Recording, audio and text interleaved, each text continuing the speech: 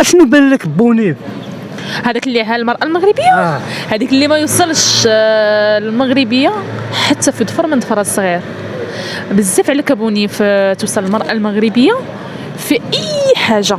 المرأة المغربية راه يعني ذوق جمال اخلاق تربيه حسنه مرة ونص. جيتيها مسلمه بطبيعه الحال. جيتيها يعني المطبخ المغربي تبارك. جيتيها اللطف تبارك. جيتيها الحداقه في دارها ومع راجلها تبارك. المرأة المغربية خدامه في الطائرات خدامه شاغله جميع المناصب.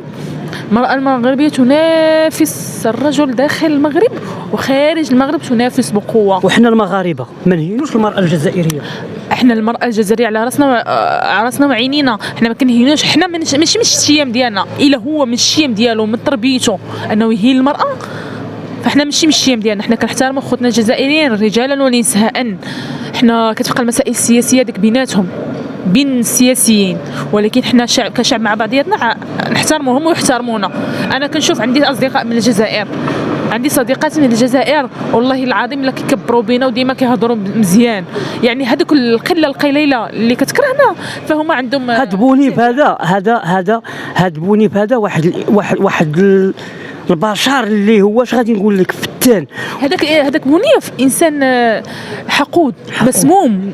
هذاك بونيف اللي كيقول لك انا غنجي كاس افريقيا وغنكح المراه المغربيه حتى بنات بلدك ما غتقبلش بك. احنا بنات بلادنا اللي عارفين اش كيديروا محترمات بزاف عليه. نهار كيتنكحوا بعقد زواج حلالا طيبا.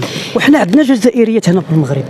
طب انا قلت لك عندي صديقاتي جزائريات محترمات والله يعمر لهم الدار. كيحترموا كيفتخروا انهم معنا في المغرب ويقرون بالتراث المغربي ديالنا اللي هما بعض السياسيين نسبوه ليهم. يقرون بالطبخ المغربي والاطباق المغربيه اللي كتنتمي لينا.